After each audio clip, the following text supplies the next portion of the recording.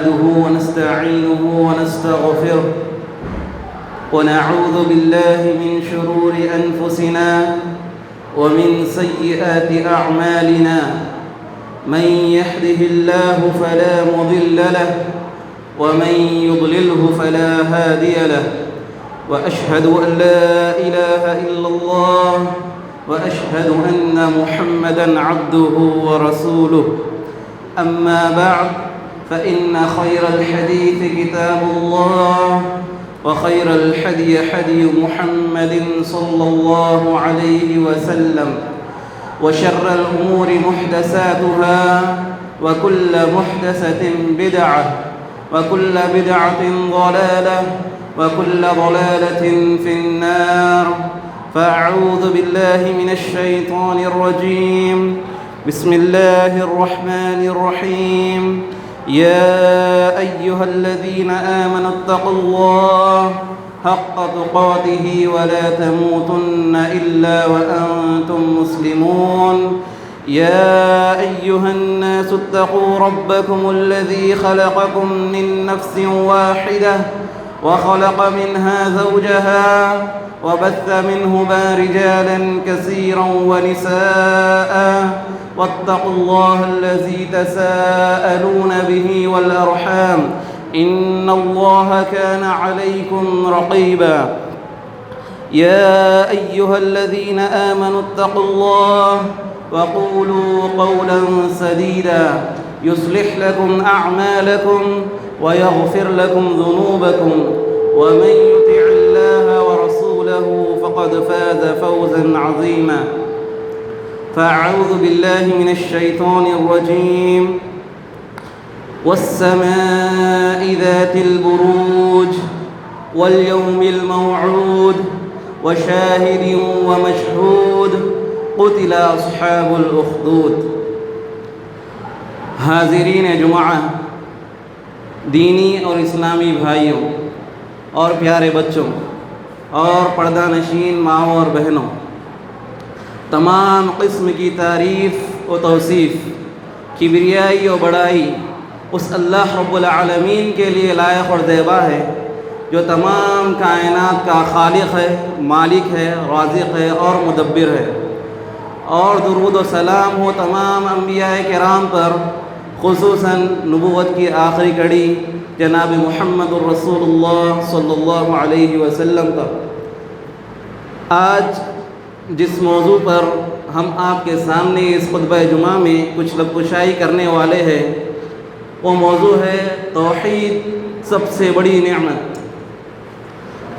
اللہ رب العالمین قرآن میں فرماتا ہے وَلَقَدْ بَعَثْنَا فِي كُلِّ أُمَّةٍ رَسُولٍ أَنِ اعْبُدُوا اللَّهَ وَاجْتَنِبُوا الطَّاغُوتَ، اور ہم نے ہر امت میں ایک رسول بھیجا۔ رسول بھیجنے کا مقصد اللہ تعالیٰ بیان کر رہا ہے کہ وہ رسول لوگوں کو اللہ کی عبادت کی طرف بلائے۔ اتنا ہی نہیں کہ وہ اللہ کی عبادت کی طرف بلائے، بلکہ انہیں طاغوت کی عبادت سے روکے۔ اللہ کی عبادت کی طرف بلانا یہی توحید ہے۔ توحید اسے کہتے ہیں جو اللہ رب العالمین کی عبادت تین قسم کی ہوتی ہے۔ عبادت کی علماء نے چار قسمیں بیان کی ہے۔ ایک جسمانی عبادت ہے، ایک لسانی عبادت ہے، ایک مالی عبادت ہے اور ایک قلبی عبادت ہے۔ یہ چاروں کی چاروں عبادتیں اور عبادت کی تمام قسمیں صرف اور صرف اللہ کے لیے ایک کر دینا، اس کو توحید کہتے ہیں۔ اور اس کے لیے آپ صلی اللہ علیہ وسلم کی احادیث، حضرت عبداللہ بن عمرو بن العاص رضی اللہ تعالی عنہ فرماتے ہیں کہ آپ صلی اللہ علیہ وسلم نے فرمایا کہ قیامت کا دن ہوگا، اللہ رب العالمین میری امت کے ایک شخص کو آواز دے گا، اسے آواز دی جائے گی اور اسے پیش کیا جائے گا۔ اس کے سامنے اس کے 99 دفتر پیش کیے جائیں گے، 99 رجسٹر ہوں گے اس کے سامنے پیش کیے جائیں گے، اور ہر رجسٹر اتنا بڑا ہوگا حد البصر، جہاں تک اس کی نگاہ جائے گی وہاں تک اس کا ایک رجسٹر ہوگا. اس طرح سے اس کے 99 رجسٹر صرف اور صرف اس کے گناہوں سے بھرے پڑے ہوں گے. صرف ان رجسٹروں میں اس کے گناہ درج ہوں گے. اللہ رب العالمین فرمائے گا اس بندے سے، اے بندے جو کچھ اس میں لکھا گیا ہے کیا تو اس سے انکار کرتا ہے؟ تو بندہ کہے گا اے اللہ نہیں. تو پھر اللہ تعالیٰ کہے گا کیا میرے لکھنے والے فرشتوں نے، کرامن کاتبین نے اس میں لکھتے ہوئے تجھ پر کچھ زیادتی کی ہے؟ تو وہ کہے گا اے اللہ نہیں. اللہ تعالیٰ پھر اس سے فرمائے گا کیا تیرے پاس کوئی نیکی بھی ہے؟ بندہ ڈر جائے گا، کہے گا اے اللہ میرے پاس کوئی نیکی نہیں ہے. جب اللہ تعالیٰ فرمائے گا آج تجھ پر ظلم نہیں کیا جائے گا، ہمارے پاس تیری ایک نیکی ہے، ہمارے پاس تیری ایک نیکی ہے جو ہم نے رکھی ہے. تو اس کے سامنے پھر ایک پرچہ، ایک بطاقہ، ایک کارڈ پیش کیا جائے گا. اس کارڈ میں لکھا ہوگا اشہد ان لا الہ الا اللہ و اشہد ان محمدًا عبدہ و رسولہ. بندہ کہے گا اے اللہ یہ 99 رجسٹر جو میرے سامنے پڑے ہوئے ہیں، اور ہر رجسٹر اتنا بڑا ہے کہ حد البصر، جہاں تک میری نگاہ جاتی ہے وہاں تک ہے، اور ان تمام رجسٹروں میں صرف اور صرف میرے گناہ درج کیے گئے ہیں. اس کے سامنے یہ پرچہ، یہ ٹکڑا، یہ کیا حیثیت رکھتا ہے اللہ؟ تو اللہ کہے گا آج تجھ پر کوئی ظلم نہیں کیا جائے گا. جاؤ اس بطاقے کو، اس پرچے کو پلڑے کے، ترازو کے ایک پلڑے میں رکھو اور 99 رجسٹروں کو ایک پلڑے میں رکھو. بندہ دیکھے گا کہ وہ 99 رجسٹروں کا پلڑا ہلکا ہو کر اوپر چلا گیا ہے، اور لا الہ الا اللہ محمد رسول اللہ جس پرچے میں لکھا ہے وہ پلڑا وزن سے نیچے آ چکا ہے. تو اللہ تعالیٰ اس توحید کی برکت سے، جو اس نے خالص دل کے ساتھ توحید کا کلمہ پڑھا، صرف کلمہ پڑھنا کافی نہیں ہے بلکہ اس کے مطابق عمل کرنا. اگر کوئی یہ کہے کہ لا الہ الا اللہ، زندگی بھر لا الہ الا اللہ کہتا رہے، اللہ کے سوا کوئی عبادت کے لائق نہیں، پر لا الہ الا اللہ بھی کہتا ہے اور جا کے غیر اللہ کے سامنے سجدے بھی کرتا ہے، لا الہ الا اللہ بھی کہتا ہے، غیر اللہ سے دعا بھی کرتا ہے، جب پریشانی میں ہوتا ہے تو یا غوث کہتا ہے، یا خواجہ کہتا ہے، یا اللہ کہنے کے بجائے اگر وہ بندہ تمام اپنی زندگی بھر لا الہ الا اللہ کا ورد کرتا رہے اور اسی حالت میں اس کی موت آ جائے پر اس کے زندگی میں عمل نہ ہو، تو اس کا لا الہ الا اللہ کہنا اسے کوئی کام نہیں آئے گا. مگر یہاں پر جس بندے کی بات کی جا رہی ہے، اس نے اپنے دل کے اخلاص کے ساتھ لا الہ الا اللہ کہا اور اس نے اس کے مطابق زندگی گزاری. بے شک اس کے کئی گناہ ہیں، مگر کہ اس نے جو اخلاص کے ساتھ لا الہ الا اللہ کہا تھا، اس کے بدلے میں تمام گناہوں کو معاف کر دیا گیا ہے. اللہ تعالیٰ فرماتا ہے ان اللہ لا یغفر ان یشرک بہ ویغفر ما دون ذلک لمن یشاء. اللہ شرک کے علاوہ تمام گناہوں کو معاف چاہے تو معاف کر دے گا، لیکن شرک ایک ایسا گناہ ہے جسے اللہ تعالیٰ معاف نہیں کرے گا. یہ توحید کی نعمت ہے، یہ توحید کی نعمت ہے. سب سے بڑی نعمت اگر کوئی ہے اللہ تعالیٰ ایک بندے کو دے سکتا ہے تو وہ ہے توحید کی نعمت. اللہ تعالیٰ، اللہ کے رسول صلی اللہ علیہ وسلم کے ایک صحابی حکیم بن حزام رضی اللہ تعالی عنہ، جن کی عمر 120 سال کی تھی، وہ جب ایمان انہوں نے لایا تو وہ 60 سال کی عمر تھی ان کی. مگر جب وہ زمانے جاہلیت میں تھے تو وہ کوئی جہالت کا کام نہیں کرتے تھے. وہ جب زمانے جاہلیت میں تھے تو جب کبھی کسی کے گھر میں بیٹی پیدا ہوتی تو لوگ اس دور میں اپنی بیٹیوں کو دفن کر دیا کرتے تھے. مگر حکیم بن حزام رضی اللہ تعالیٰ عنہ وہ بیٹیوں کو لاتے، اپنے گھر میں پرورش کرتے، پالتے پوستے، یہاں تک کہ بڑا کرتے، یہاں تک کہ ان کا نکاح کر کے دے دیتے. اور کئی غلاموں کو، حدیث میں آتا ہے کہ جاہلیت کے زمانے میں انہوں نے 100 غلاموں کو آزاد کیا، 100 غلاموں کو آزاد کرایا تھا. اسی طرح کئی خیر کے کام انہوں نے زمانے جاہلیت میں کیے تھے. اور 60 سال کی عمر تھی جب وہ ایمان لائے تو آپ صلی اللہ علیہ وسلم کے پاس وہ آتے ہیں اور پوچھتے ہیں اے اللہ کے رسول صلی اللہ علیہ وسلم، میں جب ایمان نہیں لایا تھا پر جو خیر کے کام کیا کرتا تھا، کیا اس کا بدلہ اللہ تعالیٰ مجھے دے گا قیامت کے دن؟ تو اللہ کے رسول صلی اللہ علیہ وسلم فرماتے ہیں اے حکیم بن حزام رضی اللہ تعالیٰ عنہ، جو تو نے 60 سال تک خیر کے کام کیے ہیں اللہ تعالیٰ نے اسی کے بدلے تجھے اسلام کی ہدایت دی۔ مطلب جو 60 سال تک انہوں نے خیر کے کام کیے اسی کے بدلے میں اللہ تعالیٰ نے اسے اسلام کی نعمت سے، اسلام کے تحفے سے انہیں نوازا۔ تو آپ سمجھ سکتے ہیں کہ توحید کتنی بڑی نعمت ہے۔ اسی طرح آپ صلی اللہ علیہ وسلم جب لوگوں کو دین اسلام کی دعوت دینے کے لیے صفا پہاڑی پر چڑھ گئے، آپ صلی اللہ علیہ وسلم نے فرمایا یا قومی، اے میرے قوم، قولوا لا الہ الا اللہ تفلحوا، کہو لا الہ الا اللہ، تم کامیاب ہو جاؤ گے، تملک العرب والعجم، عرب اور عجم پہ تمہاری حکومت ہو جائے گی۔ تو مشرکین مکہ بہت تنگ آ گئے آپ صلی اللہ علیہ وسلم سے، اور سب سے پہلے مخالفت کرنے والا کوئی اور نہیں بلکہ آپ ہی کے خاندان کا، آپ ہی کا سگا چچا ابو لہب تھا، اسی نے آپ کی مخالفت کی۔ اور یہاں تک کہ مشرکین مکہ کے سرداروں نے میٹنگ بٹھائی کہ یہ محمد صلی اللہ علیہ وسلم ان کی دعوت کو روکنا ہوگا۔ تو ان کے شورا کمیٹی کے کئی لوگوں میں مشورہ ہوا اور انہوں نے ابو الولید کو یہ کہا کہ آپ جائیے اور محمد سے بات کیجیے، اسے سمجھائیے اسے کیا چاہیے، اسے سمجھا کر یہ کہیے کہ صرف اور صرف تمہاری وجہ سے بھائی باپ بیٹے میں لڑائی ہو رہی ہے، بھائی بھائی میں لڑائی ہو رہی ہے، پورا ماحول امن و امان کا ختم ہو چکا ہے۔ تو آپ صلی اللہ علیہ وسلم کے پاس ابو الولید آتا ہے، آگے کہتا ہے اے محمد، اے بھتیجے، تو اس کام کے ذریعے کیا مال جمع کرنا چاہتا ہے؟ تو کہ ہم تیرے لیے اتنا مال جمع کر دیں گے، اتنا مال جمع کر دیں گے کہ مکے کا سب سے زیادہ امیر آدمی تو ہو جائے۔ یا پھر تو سرداری چاہتا ہے، سردار بننا چاہتا ہے؟ تو کہ ہم سب تجھے سردار تسلیم کر لیں گے اور کوئی فیصلہ تیرے حکم کے بغیر نہیں لیں گے۔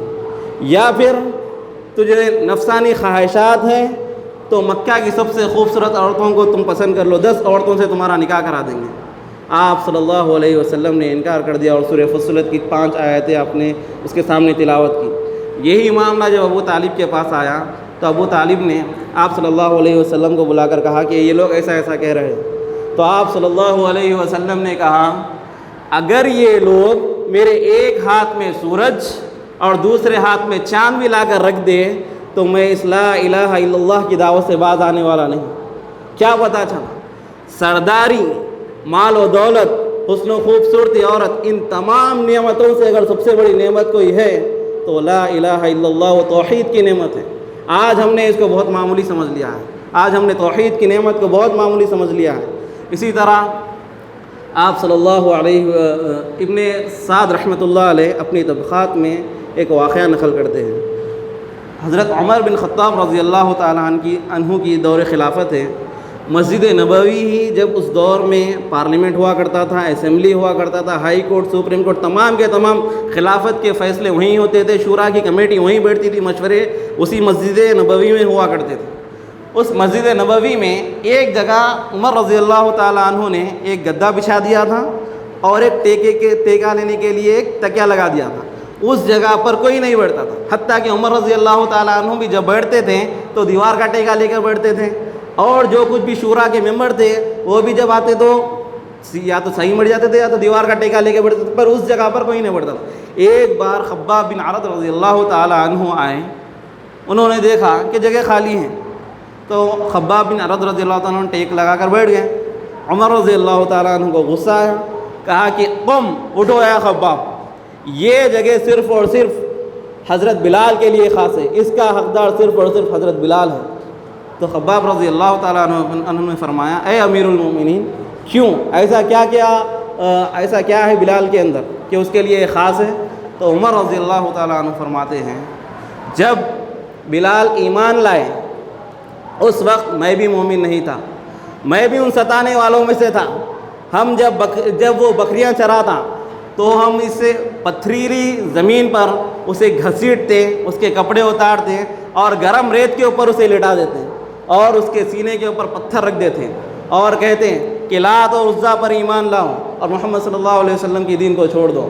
بلال کہتا احد احد احد احد، کہتا کہ اللہ ایک ہے، وہ اپنی بات سے باز نہیں آتا۔ تو خباب رضی اللہ تعالیٰ عنہ نے کہا بس یہی، اس کا مطلب میں بھی اس کا حقدار ہوں۔ تو عمر رضی اللہ تعالیٰ عنہ نے فرمایا کیوں؟ خباب رضی اللہ تعالیٰ عنہ اپنی پیٹھ عمر رضی اللہ تعالیٰ عنہ کے سامنے کرتے ہیں اور اپنی پیٹھ کے اوپر سے کپڑا ہٹا دیتے ہیں۔ عمر رضی اللہ تعالیٰ عنہ کے ہوش اڑ جاتے ہیں، پیروں کے نیچے سے زمین ہٹ جاتی ہے۔ عمر رضی اللہ تعالیٰ عنہ دیکھتے ہیں کہ ان کے پیٹھ کے اوپر ایک بال کا ٹکڑا نہیں ہے، چمڑا نہیں ہے، جس طرح اسٹیل چمکتی ہے اسی طرح ان کی پیٹھ چمک رہی ہے۔ ما ھذا یا خباب، یہ کیا ہے اے خباب؟ تو خباب رضی اللہ تعالیٰ عنہ نے فرماتا ہاں اے امیر المؤمنین، اس کا مطلب میں بھی اس کا حقدار ہوں۔ جب میں ایمان لایا، میں مکے کا نہیں تھا، میں خارجی تھا، باہر سے آیا تھا، یہاں پر لوہار کا کام کرتا تھا، لوگوں کی تلواریں، کلاڑی، خنجر یہ سب میں تیار کرتا تھا۔ جب آپ صلی اللہ علیہ وسلم نے دین کی دعوت دی تو مجھے دعوت سمجھ میں آ گیا اور میں نے اس دعوت کو قبول کر لیا۔ پر یہ مشرکین مکہ، یہ مکہ کے سردار مجھے طرح طرح کی اذیتیں دیتے، یہاں تک کہ انگارے جلاتے۔ جب اس انگارے گرم ہو کر کے ایک دم جب تیز ہو جاتے، اس وقت میرے جسم پر سے کپڑے ہٹاتے، اس انگاروں پر مجھے لٹا دیتے اور اوپر سے دو لوگ لکڑی دبا کر میرے اطراف بیٹھ جاتے، یہاں تک کہ میری پیٹھ کا چمڑا چربی گل کر اس کے اندر گرتے، اس انگاروں میں گرتے، جب جا کے انگارے جب مرجھا جاتے، جب جا کے مجھے سکون ملتا۔ تو ایسی تکالیف صحابہ کرام رضی اللہ تعالیٰ عنہ کو پیش آئی صرف اور صرف اس لیے کہ وہ توحید پر تھے۔ اسی طرح مائیں اور بہنیں بھی ہوئی میری یہاں پر۔ ذنیرہ رضی اللہ تعالیٰ عنہ ایک مشرکین مکہ کے سردار کی ماندی تھی، وہ آپ صلی اللہ علیہ وسلم کی دعوت پر ایمان قبول کریں، لیکن اس ایمان قبول کرنے کے بعد ان کے اوپر اتنا ظلم کیا کرتا تھا ان کا آقا، اور جو کوئی بھی اس کے گھر آتا تھا وہ بھی سب کے سب انہیں مارا کرتے تھے، یہاں تک کہ انہیں ایک کھجور کے تنے سے باندھ دیا تھا، جو کوئی آتا تھا انہیں مارتا تھا، کہتا تھا کہ یہ جو بت گھر میں رکھا ہوا ہے اس کی عبادت کرو، وہ کہتی تھی نہیں، یہاں تک کہ اتنا مارا انہیں کہ ایک دن ان کی آنکھوں کی بینائی چلی گئی۔ تو اس وقت یہ مشرکین مکہ یہ کہنے لگے کہ دیکھو تو نے لات اور عزا کا انکار کیا، جس وجہ سے تیری آنکھیں چھین لی گئی، لات اور عزا نے تیری آنکھیں چھین لی گئی، اب پکارو جو تمہارا رب ہے اسے پکارو۔ تو اس وقت ذنیرہ رضی اللہ تعالیٰ عنہ اللہ سے دعا کرتی ہے، اے اللہ آج تک میں نے تجھ سے کوئی شکایت نہیں کی، مگر آج یہ لوگ یہ تانا دے رہے ہیں کہ لات اور عزا نے تیری آنکھیں چھین لی ہیں، اور یہی کہتے پھریں گے کہ ذنیرہ کی آنکھیں لات اور عزا نے چھین لی ہے اس نے ایمان لانے کی وجہ سے۔ اے اللہ اس طرح ان کے کفر میں اور اضافہ ہوگا، اے اللہ میری آنکھیں لوٹا دے۔ اس راوی حدیث کہتے ہیں کہ اللہ نے جیسے ہی ذنیرہ رضی اللہ تعالیٰ عنہ نے دعا ختم کی ان کی بینائی لوٹائی، اور پہلے سے بہتر اللہ تعالیٰ نے ان کی بینائی لوٹا دی تھی۔ جب یہ ظلم اور ستم صحابہ کرام رضی اللہ تعالیٰ عنہ پہ ہو رہا تھا تو آپ صلی اللہ علیہ وسلم کے بعد خباب رضی اللہ تعالیٰ عنہ کا واقعہ خود صحیح البخاری میں ہے کہ وہ خود آپ صلی اللہ علیہ وسلم کے پاس صحابہ کے ساتھ آئے اور کہا، مکے میں آپ صلی اللہ علیہ وسلم ٹیک لگا کر لیٹے ہوئے تھے، آپ صلی اللہ علیہ وسلم سے کہا، اے اللہ کے رسول آپ کیوں نہیں ہمارے لیے دعا کرتے، آپ کیوں نہیں اللہ تعالیٰ سے ہمارے لیے مدد مانگتے؟ آپ صلی اللہ علیہ وسلم نے فرمایا، تم سے پہلے جو لوگ ایمان لائے تھے ان کو آدھا زمین میں گاڑ دیا جاتا اور آرا ان کے سر پر رکھ کے ان کے 2 ٹکڑے کر دیے جاتے، اور تم سے پہلے جو لوگ ایمان لائے لوہے کی کنگھیوں سے ان کے چمڑے ادھیڑ دیے جاتے۔ تم بہت جلد بازی کرتے ہو، بے شک یہ دین حق ہے، ایک انسان اللہ تعالیٰ اسے غالب کر کے رہے گا، اور جب ایک انسان ثنا سے لے کے حضر الموت تک جائے گا اسے سوائے اللہ کے کسی اور کا خوف نہیں ہوگا، تم لوگ بہت جلد بازی کرتے ہو۔ صحیح مسلم میں اصحاب الاخدود کا واقعہ نقل کیا گیا ہے۔ آپ صلی اللہ علیہ وسلم کے پاس جب صحابہ آئے اور یہ شکایت کی تو اللہ نے صبر کی تلقین کرتے ہوئے یہ سورۃ البروج اللہ کے نبی پر نازل کی، اور اس کے اندر آپ صلی اللہ علیہ وسلم سے پہلے کے دور کا واقعہ پیش کیا گیا۔ ایک بادشاہ تھا جس کا ایک جادوگر تھا جو نجومی تھا، وہ जादूगर बूढ़ा होने लगा था। तो उसने बादशाह से कहा, ए बादशाह, अब मैं बूढ़ा होने लगा हूँ, मुझे एक ज़हीन तरीन लड़का ला कर दे दीजिए ताकि मैं उसे जो भी जादू है वो सिखा सकूँ, क्योंकि अब मैं बूढ़ा हो चुका हूँ। तो बादशाह ने एक ज़हीन लड़के का इंतज़ाम किया जो उस जादूगर के पास रोज़ आता जादू सीखता। उसी दौरान उसी रास्ते में एक राहिब रहता था। वो राहिब के पास वो लड़का जाने लगा। वो ईसाई था। ईसाई मतलब जो आज के ईसाई वैसे नहीं, जो तौहीद परस्त थे, जो हकीकी ईसा अलैहिस्सलाम की शरीयत को जो इत्तिबा कर रहे थे ईसा अलैहिस्सलाम, वो वाला राहिब था। उसके पास लड़का जाने लगा, बैठने लगा। उसको राहिब की बातें बहुत पसंद आने लगी। तो होने ये लगा, यही रोज़ चल रहा था कि वो लड़का घर से निकलता, राहिब के पास जाता, दीन सीखता, फिर जादूगर के पास जाता। मगर जब जादूगर के पास लड़का देर से पहुंचने लगा तो जादूगर उसे मारने लगा। तो आके लड़का राहिब से शिकायत करता है कि ऐसा जादूगर मुझे मार रहा है। तो वो कहते हैं, तुम जब जादूगर के पास देर से जाओ तो ये कहना कि घर वालों ने मुझे किसी काम से रोक लिया था, और जब घर को देर से जाओ तो ये कहना कि जादूगर ने मुझे मेरे पास रोक लिया। यही सिलसिला रोज़ चल रहा था कि एक दिन उसके रास्ते में एक बड़ा जानवर आ गया।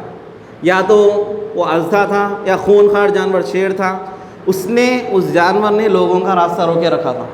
तो उस वक्त वो लड़का कहता है, आज मैं ये जानूंगा कि जादूगर हक़ पे है या वो राहिब हक़ पे है। अल्लाह से दुआ करता है लड़का वो कि ए अल्लाह, अगर तेरे नज़दीक राहिब का मामला जादूगर से बेहतर है तो इस जानवर को मौत दे दो। और वही कहकर वो पत्थर जानवर को मारता है और उसी वक्त जानवर मर जाता है। ये तमाम वाक़या जाके वो लड़का जो है राहिब को सुनाता है। राहिब कहता है कि अब तुम बहुत आगे बढ़ चुके हो, अब तुम पर आजमाइश का वक्त आने वाला है, और याद रखना जब तुम पर आजमाइश आए तो मेरा नाम किसी से ना कहना। इसी तरह वो लड़का बीमारियों को, जो लोग बीमार होते थे उनके लिए अल्लाह से दुआ करता था, अल्लाह शिफा दे देता था। जो लोग पैदाइशी अंधे होते थे उनके लिए वो दुआ करता था, अल्लाह ताला उसे बीनाई लौटा देता था। इस तरह वो लड़का बहुत ज़्यादा मशहूर हो गया।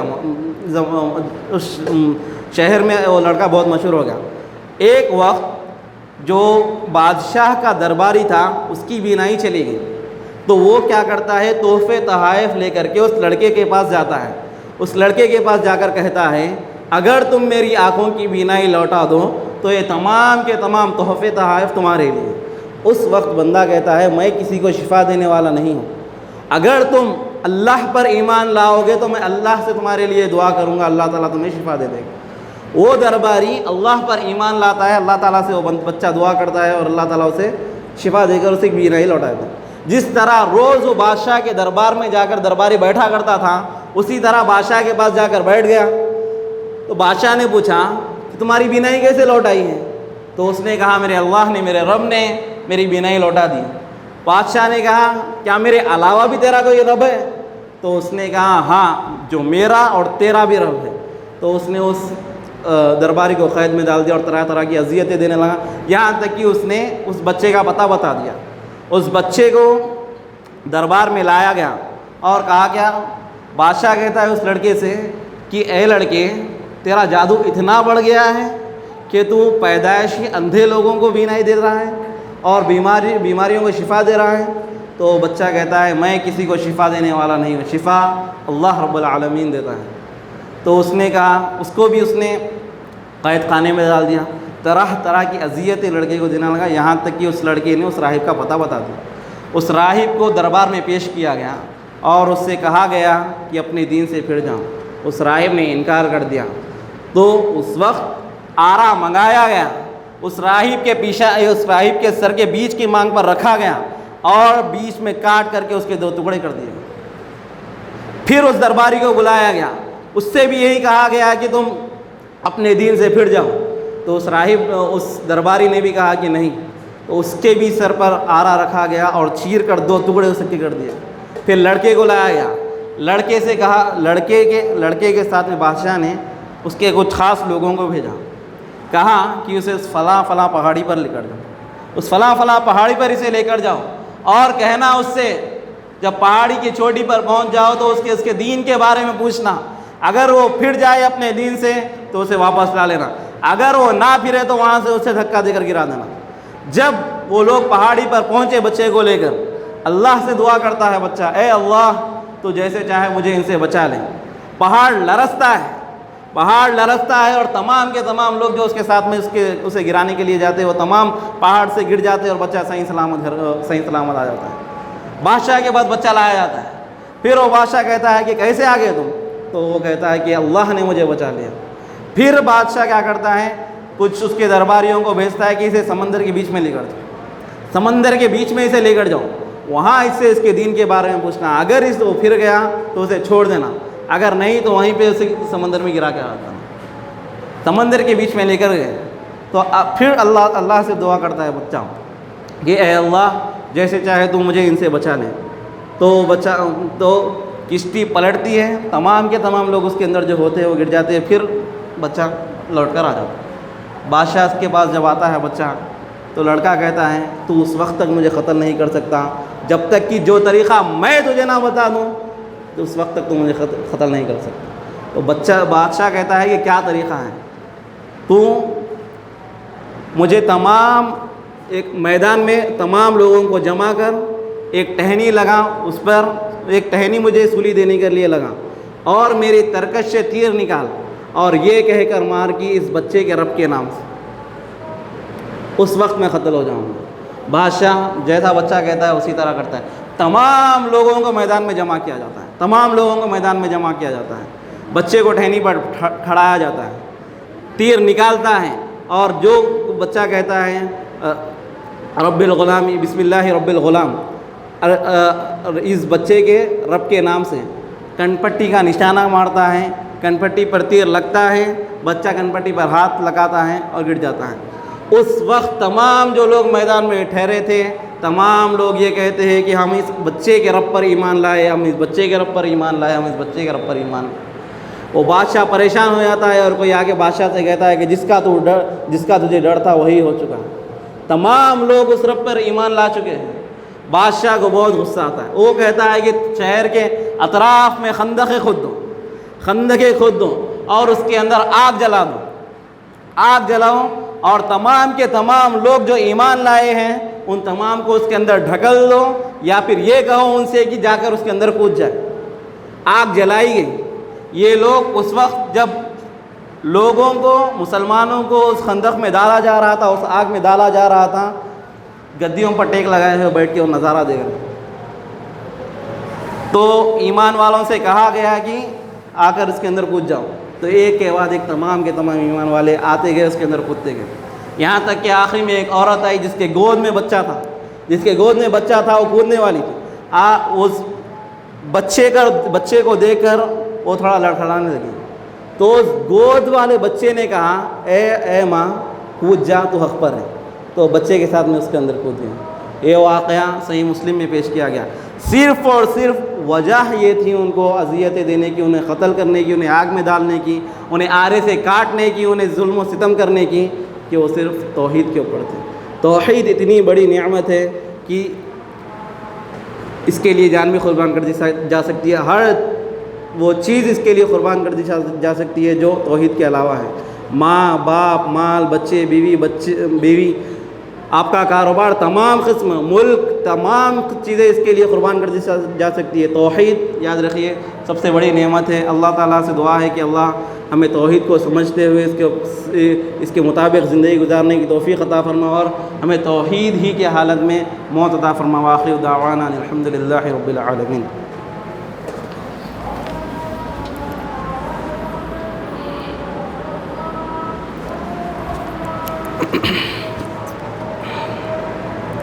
الحمد لله نحمده ونستعينه ونستغفره إن الله وملائكته يصلون على النبي يا أيها الذين آمنوا صلوا عليه وسلموا تسليما اللهم صل على محمد وعلى آل محمد كما صليت على إبراهيم وعلى آل إبراهيم إنك حميد مجيد. اللهم بارك على محمد وعلى آل محمد كما باركت على إبراهيم وعلى آل إبراهيم إنك حميد مجيد. إن الله يأمركم بالعدل والإحسان وإيتاء ذي القربى وينهى عن الفحشاء والمنكر والبغي يعظكم لعلكم تذكرون. ولذكر الله تعالى آلى وأولى وأعز وأجل وأتم وأهم وأكبر.